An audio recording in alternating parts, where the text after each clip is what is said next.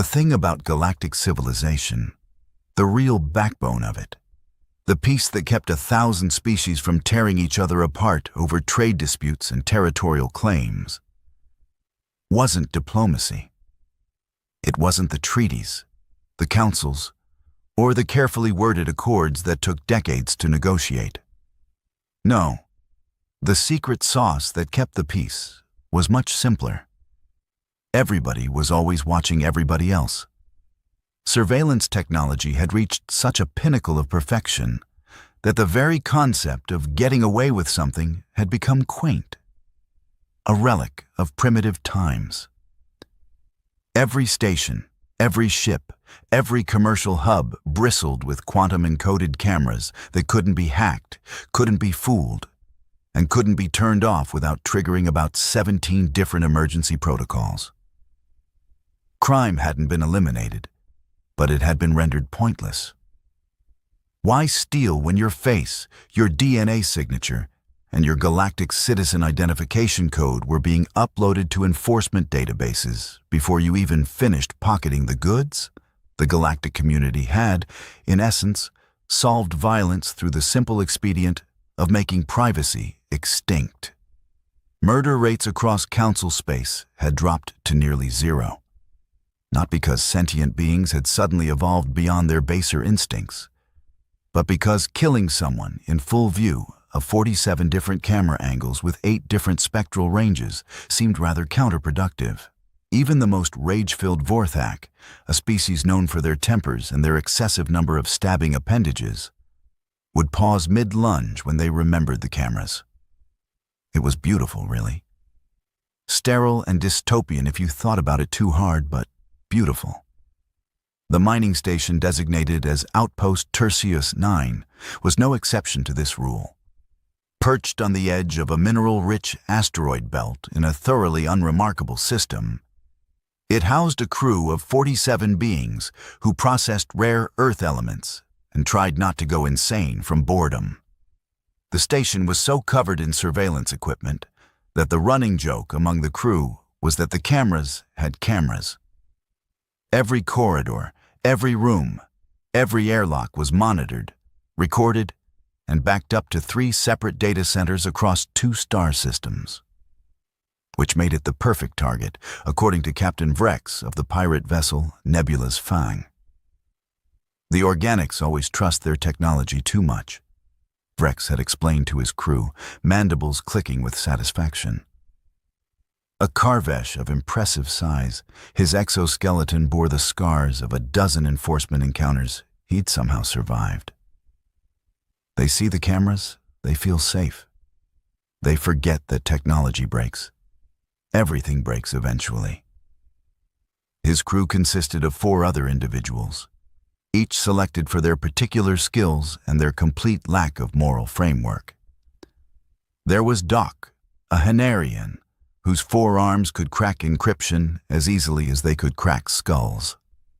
Zeltis, a Vorgothi female whose species' natural, chameleonic abilities made her ideal for infiltration. Rock and Genel, a pair of Kreshnok brothers who served as muscle and whose species had a well-deserved reputation for enjoying violence a bit too much. They'd done their homework on Tertius 9. The station's security was entirely dependent on its surveillance network. The crew was mostly miners and engineers, nobody with combat training. And best of all, there was a human on board. Humans. The newest species to join the galactic community, and the source of endless amusement to the rest of the galaxy. They'd arrived with their quaint chemical rockets and their adorable ideas about diplomacy, and the established powers had welcomed them the way a prestigious university might welcome a particularly enthusiastic but hopelessly outclassed applicant. Sure, come on in. Try not to break anything. The thing that nobody mentioned, because it seemed rude, was that humans were soft. Not metaphorically, literally soft. No natural armor, no claws, no venom, no redundant organs. They came from a gravity well that most species considered light exercise, and an atmosphere that was frankly bland. Their reaction times were middling, their senses were mediocre, and their physical strength was unremarkable. The human assigned to Tertius 9 was a female named Kira Okonkwo, an engineer who joined the exchange program with impressive credentials and an apparently sunny disposition. She'd been on the station for 8 months, during which she'd proven herself competent at maintaining the processing equipment and pleasant in the crew common areas. The station commander, a pragmatic Felixian named Torven, had noted in his logs that Kira was exactly what you'd expect from a human. Friendly, clever with tools, and absolutely no threat to anyone. Vrex had read those logs after Doc had sliced into the station's communication systems. He'd laughed until his mandibles ached. The plan was elegant in its simplicity. Doc had crafted a virus that would cascade through Tertius 9's surveillance network, creating what would appear to be a catastrophic system failure. No cameras, no recordings, no evidence. They'd board during the blackout, secure the crew, empty the station's considerable stores of processed platinum and iridium, and vanish before the surveillance system came back online. Even if the crew reported the raid, without video evidence, the enforcement investigation would go nowhere. 47 conflicting eyewitness testimonies from 47 different species with wildly different perceptual frameworks. The courts would spend years sorting through that mess. The virus deployed exactly as planned. Doc watched from the nebula's fang as every camera on Tertius 9 flickered and died, the surveillance network collapsing like a house of cards. The station's emergency protocols activated, bathing the corridors in red alert lighting. But that hardly mattered. By the time anyone could respond to the distress signal, they'd be long gone. "Dock and board," Vrex ordered. "Quick and clean. Round up the crew, grab the goods, leave. Nobody does anything stupid." They breached through the auxiliary airlock, cutting through the emergency seal with professional efficiency. The crew of Tertius 9, already panicked by the system failure, offered no resistance. Within 20 minutes, 46 beings were secured in the station's main cargo bay, bound and terrified. 46. Vrex counted twice, his compound eyes scanning the huddled group.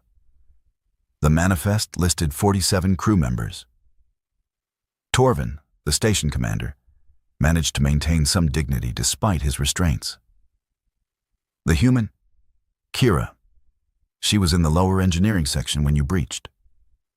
Where exactly? Sub-level 3, near the thermal regulators. But she'll have heard the alarms. She's probably hiding.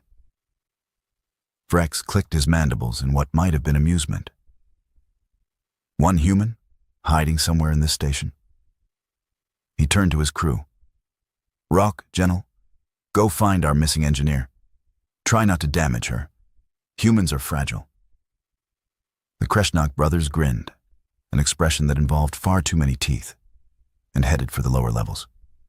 They didn't come back.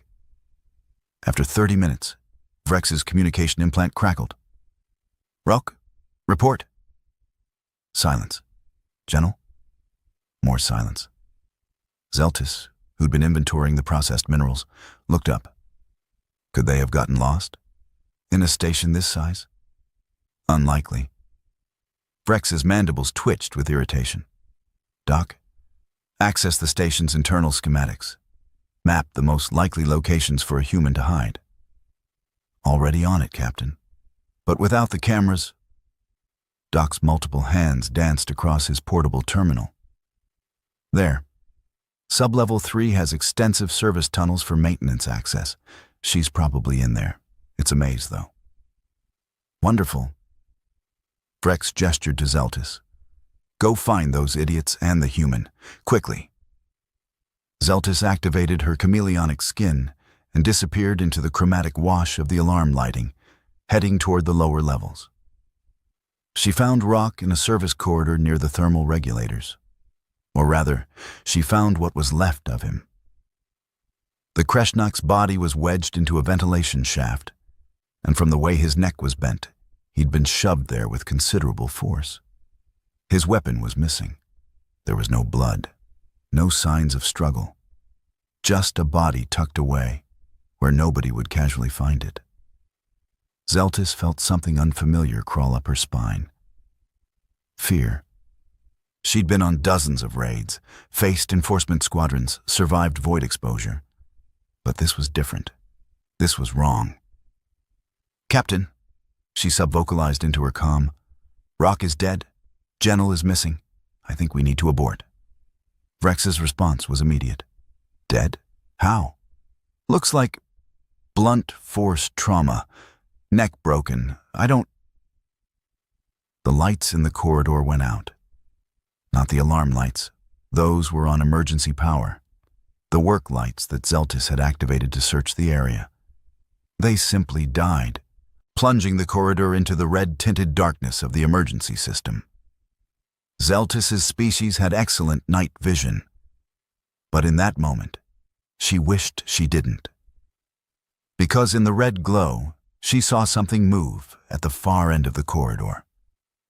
Something human-shaped, but moving wrong. Too smooth, too purposeful. She raised her weapon, her chameleonic skin rippling with stress. "Stay back, I'm armed." The figure didn't stop, didn't slow. It stepped into a pool of red light, and Zeltis saw her. Kira Okonkwo stood maybe 165 centimeters tall. Her skin was dark, her hair was pulled back in a practical bun, and her coveralls were streaked with grease and what might have been hydraulic fluid. She was smaller than Zeltis, lighter, presumably weaker. She was smiling.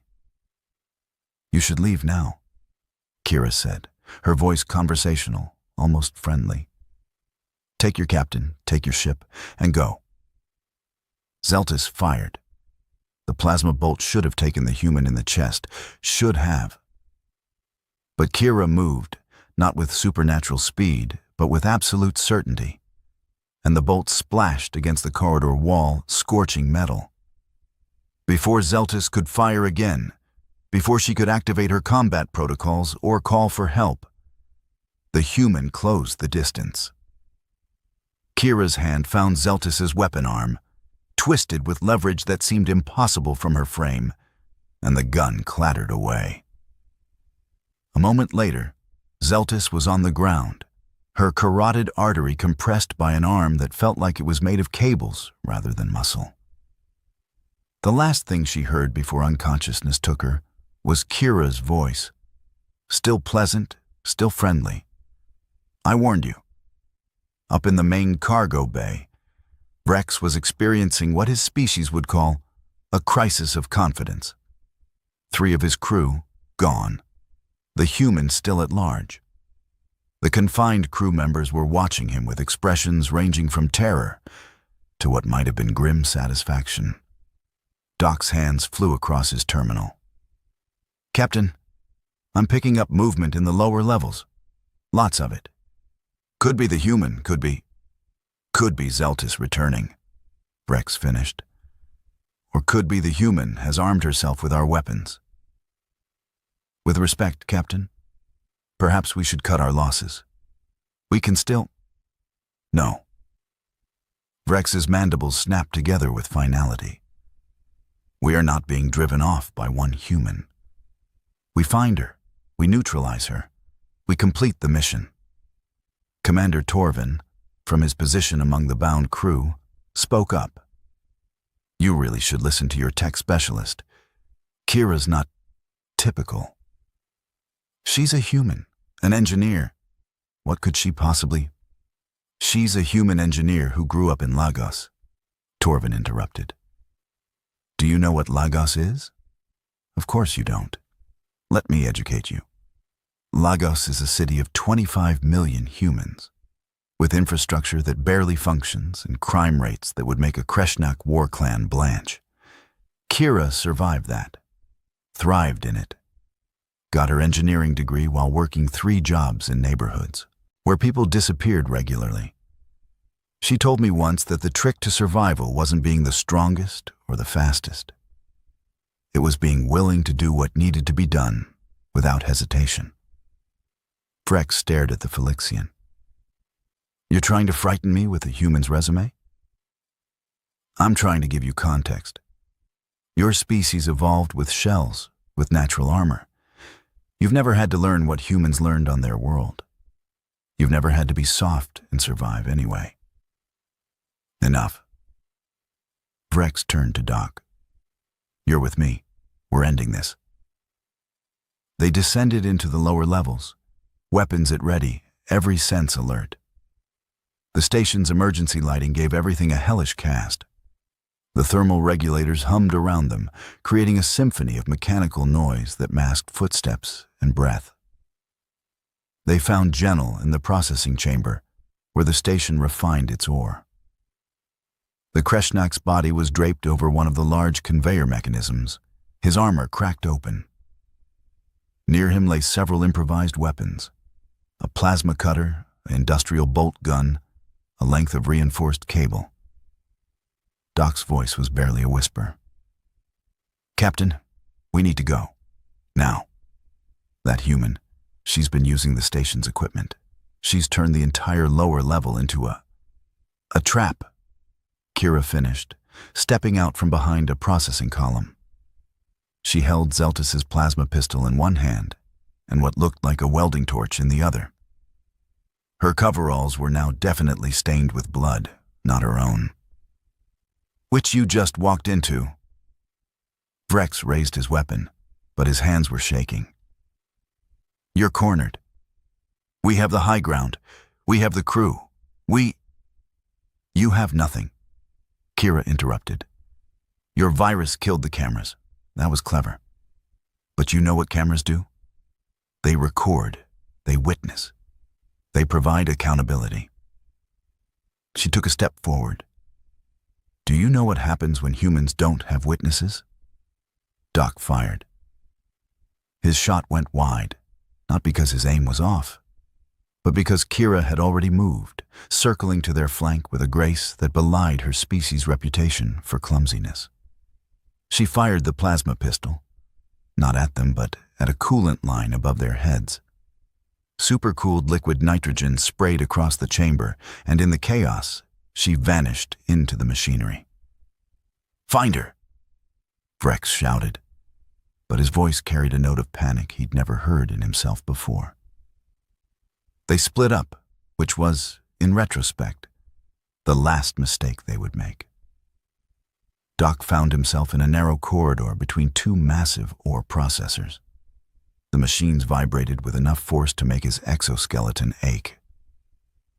He heard something behind him, spun, fired at shadows. You want to know what humans are like without witnesses? Kira's voice echoed from everywhere and nowhere. Let me tell you a story. My species spent most of its evolutionary history as prey. We weren't the biggest or the strongest. We didn't have claws or fangs or armor. But we had something else.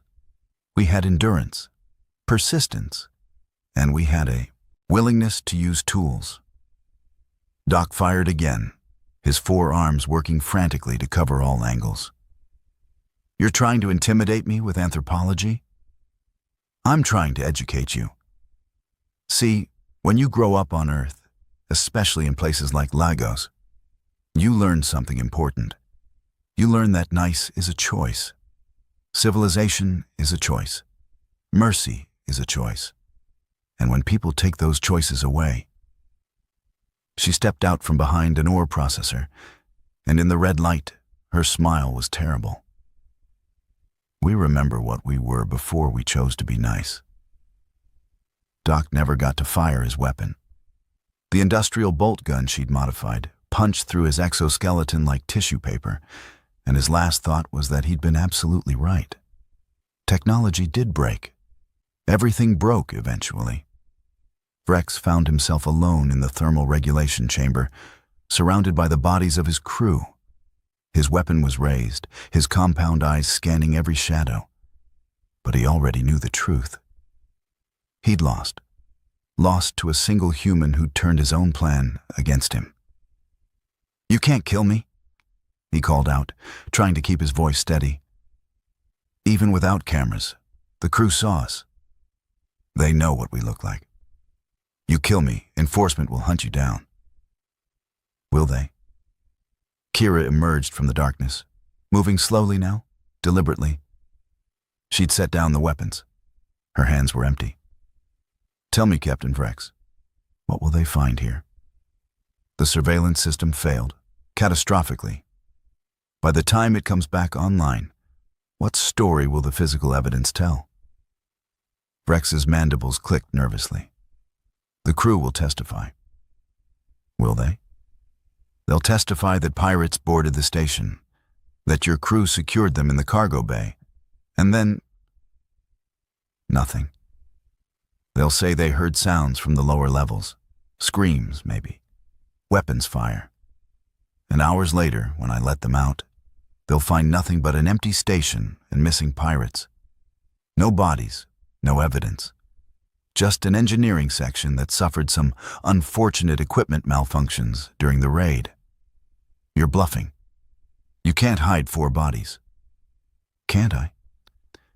Kira gestured around the thermal regulation chamber. "Do you know what this station does, Captain? We process rare earth elements. We use plasma furnaces that operate at temperatures that would vaporize your exoskeleton in seconds. We have ore crushers that can reduce solid rock to powder. We have waste disposal systems that feed directly into the local star via automated drones. And I'm the chief maintenance engineer. I know every system, every process, every way to make something disappear." Vrex felt true fear then, a primal terror that his species had forgotten they could feel. "You're a monster." "No," Kira corrected, and her voice was tired, sad even. "I'm a human, and you forgot something important about my species. We didn't claw our way to the top of our food chain by being the biggest or the strongest. We did it by being the most persistent, the most adaptable, and the most absolutely ruthless when pushed. You took away the cameras. You took away the witnesses. You cornered me." She paused. "You made me remember what I was before civilization taught me to be nice." Vrex tried to run.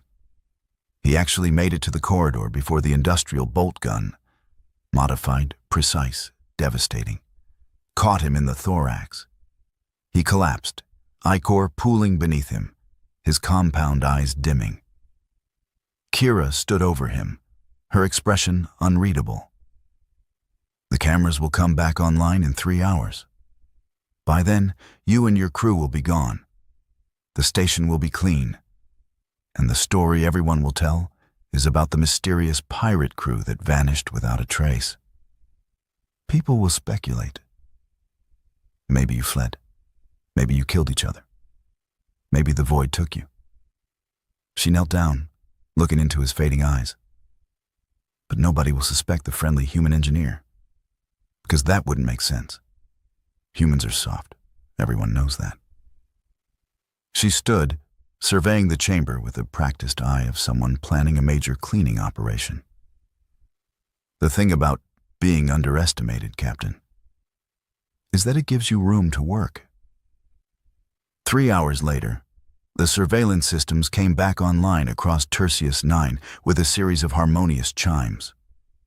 Commander Torvin and the crew, freed from their restraints, found the station's lower levels eerily clean. The thermal regulators hummed with their normal efficiency. The processing chambers showed no signs of violence. Even the scorch marks from the plasma fire had been buffed away. Kira Okonkwo was found in the engineering office, covered in grease, working on repairing the surveillance system's main server. She looked up as Torvin entered, her expression exhausted but relieved. "Commander, thank the stars you're safe. I heard the alarms, got trapped in the lower levels when the systems failed. Are the pirates gone?" Torvin looked at her for a long moment. He'd lived a long life, seen many things. understood many truths. He knew what the human was really asking. "Yes," he said finally. "The pirates are gone. No sign of them anywhere. It's the strangest thing. Maybe they panicked when the cameras went down," Kira suggested, wiping her hands on a rag. "Realized they wouldn't have surveillance coverage to know if enforcement was coming. Sometimes people make bad decisions when they can't see what's happening." "Sometimes," Torvin agreed. He noticed her hands were shaking slightly. Adrenaline, probably, or the aftermath of whatever had really happened in these lower levels. "I'll need to file a report. It'll be interesting to write. No footage, no bodies. Just a pirate crew that appeared and then vanished." "Like ghosts," Kira said. "Like ghosts," Torvin repeated. He turned to leave, then paused. "Kira, the thermal furnaces. They're running unusually hot today." "Emergency purge cycle," she explained without hesitation. "Had to burn out some contamination that got into the system during the malfunction. Standard maintenance procedure." "Of course." Torvin nodded slowly. "Standard maintenance. I'll note that in my report." He left her there, surrounded by her tools and her secrets, and headed back to begin the bureaucratic nightmare of explaining to enforcement how 5 well-armed pirates had simply ceased to exist. The investigation, when it came, was exactly as Vrex had predicted, which was to say, utterly useless. Without surveillance footage, the enforcement agents had nothing but conflicting eyewitness accounts. The Felixian crew members remembered the pirates one way. The Henarian crew members remembered them differently.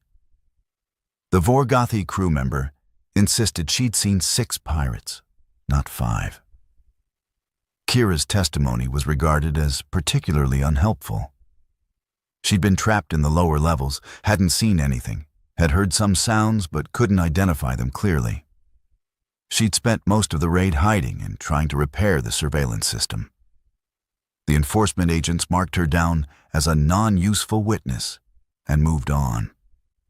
The Nebula's Fang was found 3 days later, drifting in the asteroid belt with its engines cold and its airlocks sealed. The ship was empty. Forensic analysis revealed no signs of struggle, no blood, no evidence of what had happened to the crew. It was as if they'd simply stepped off the ship and vanished into the void. One enforcement agent, a particularly persistent Draxian named Kelth, spent weeks analyzing the case. He interviewed every crew member multiple times.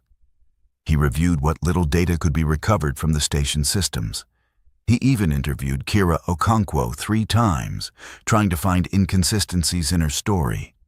He found none, because there were none to find.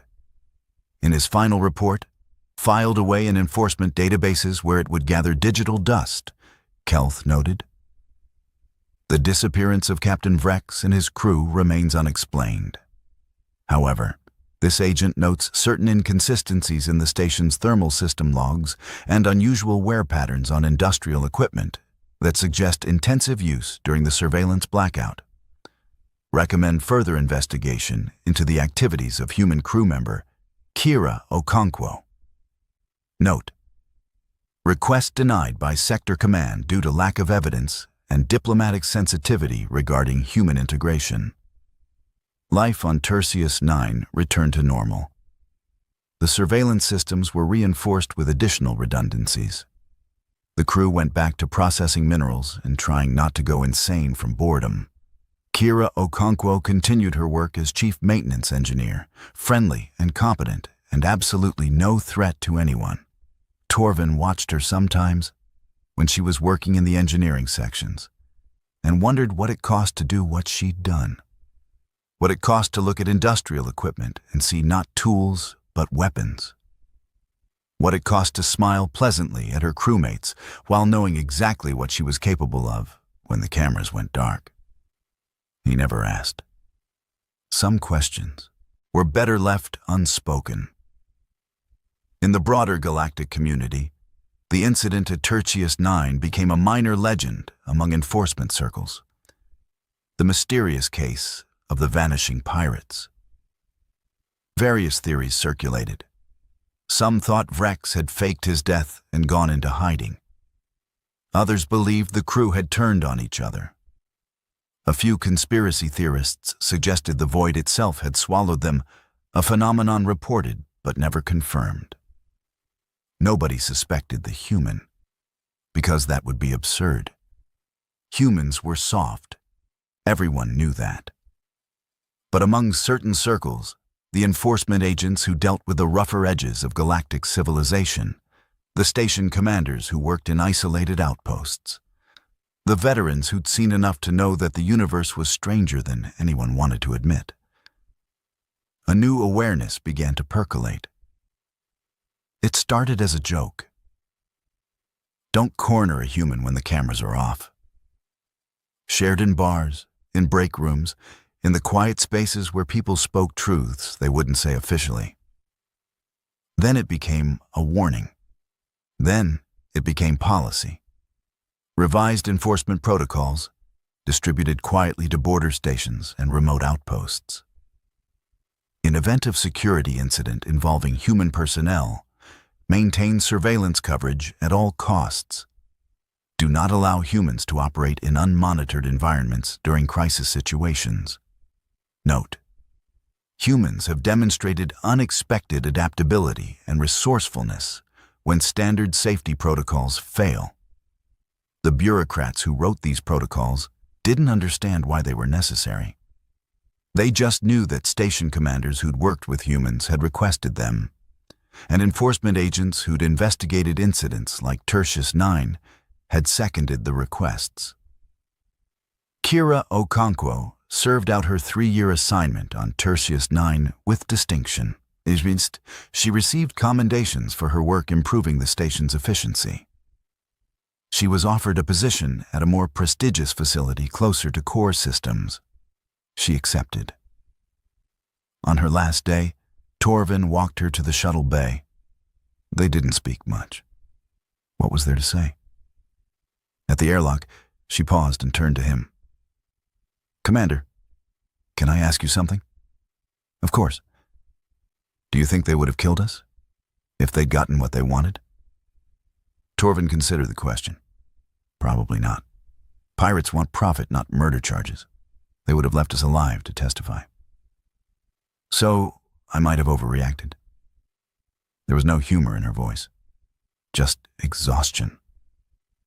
"You did what you had to do," Torvin said firmly. "What you were able to do, what perhaps only a human could have done." He paused. "The galaxy thinks your species is soft because you don't have armor or claws or venom. But they're wrong. Humans are soft on the outside because you're hard on the inside. Hard enough to do what needs doing, hard enough to survive it afterward." Kira looked at him for a long moment, then nodded. "Thank you, Commander, for understanding." "Thank you, Engineer Okonkwo, for saving my crew." He extended a hand, a human gesture he'd learned specifically for this moment. "And for reminding me that surveillance systems only work when everyone plays by the same rules. The moment someone breaks those rules, the cameras become irrelevant." She shook his hand, boarded the shuttle, and left Tertius 9 behind. The thing about galactic civilization, the real backbone of it, the piece that kept 1,000 species from tearing each other apart, was surveillance. Everybody watching everybody else, all the time, creating a society where violence was impossible because there were always witnesses. But late at night, in remote stations on the edges of civilized space, station commanders and security personnel sometimes thought about Tertius 9. About what happened when the cameras failed. About what lurked beneath the surface of the friendly, cooperative, seemingly harmless humans who joined their community. They thought about it, and they made very sure their surveillance systems had redundancies, and backups for the redundancies, and monitoring systems for the backups. Because they'd learned something important. The cameras didn't prevent violence. They just made it unprofitable. And if you cornered something that was willing to work for free, willing to operate at a loss, willing to do terrible things, not for profit but for survival, well, then all the cameras in the galaxy wouldn't save you. Somewhere in the core systems, Kira Okonkwo went about her life. She made friends, maintained industrial equipment, smiled at her colleagues. She was exactly what everyone expected from a human. Friendly, clever with tools, and absolutely no threat to anyone. Unless the cameras went dark, unless there were no witnesses, unless you backed her into a corner and made her remember what humanity had been before civilization taught them to play nice. The galaxy called humans soft, and humans smiled and accepted the label. Because being underestimated was useful. Because nobody worried about the soft species. Nobody watched them too carefully. Nobody prepared for what they might do when pushed. And that was exactly how humans liked it. The cameras watched everything, recorded everything, witnessed everything. They were the foundation of galactic peace, the cornerstone of civilized society. The reason violence had become obsolete. Except when they failed. And in those dark moments, in those unwitnessed spaces, the galaxy was learning a truth that Earth had known for millions of years. The most dangerous predator